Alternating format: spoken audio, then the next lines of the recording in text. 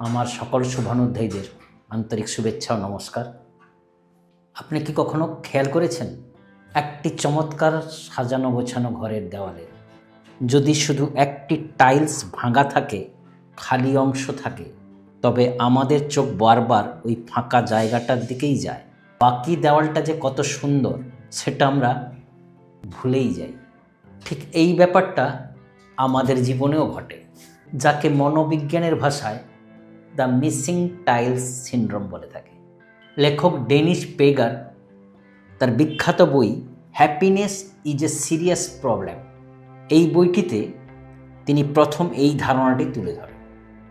আমরা সারা জীবন ভালো কিছু আছে তা নিয়ে সুখে থাকার বদলে যা নেই বা যা হারিয়েছি তা নিয়েই সারাক্ষণ পড়ে থাকি। কল্পনা করুন, আপনার জীবনের দেওয়ালটি অনেক সুন্দর টাইলসে ভরা। আপনার পরিবার, সুস্বাস্থ্য, বন্ধুবান্ধব, আত্মীয় স্বজন বা ছোট ছোট অর্জনগুলো আমাদের জীবনের সুন্দর টাইলসে ভরা। এগুলো সবই এক একটা উজ্জ্বল টাইলস।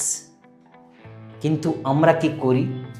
আমাদের জীবনে যে একটা বা দুটো ছোট অভাব বা খুঁত আছে সেটাকেই জীবনের সবচেয়ে বড় সমস্যা হিসেবে তুলে ধরি, তাতেই মগ্ন থাকি।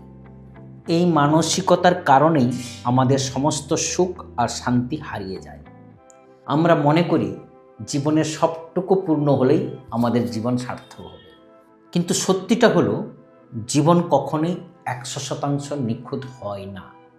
কিছু না কিছু খামতি থেকেই যায়। একজন সমাজকর্মী বা উন্নয়ন কর্মী হিসাবে আমাদের প্রথম ও প্রধান দায়িত্ব হলো মানুষের ভেতরের এই নেতিবাচকতাকে দূর করা। মানুষের যে খুঁত বা অভাব আছে সেগুলিকে আঙুল না দেখে তাদের যা ভালো গুণ বা পজিটিভ টাইলস আছে সেগুলোকে খুঁজে বের করা। যখন আমরা কারো ভালো দিকগুলোকে উৎসাহিত করি তখন তার আত্মবিশ্বাস বেড়ে যায়। তখন সে নিজের ফাঁকা জায়গাগুলোকে খুঁজে পাওয়ার শক্তি পায়। আমাদের মনে রাখতে হবে, একটা ফাঁকা টাইলস নেই বলে পুরো দেওয়ালের সৌন্দর্য নষ্ট হয় না। তেমনি ছোট ছোট অভাব আপনার জীবনের সামগ্রিক সুখ কেড়ে নিতে পারে না, যদি আপনার সঠিক দৃষ্টিভঙ্গি থাকে।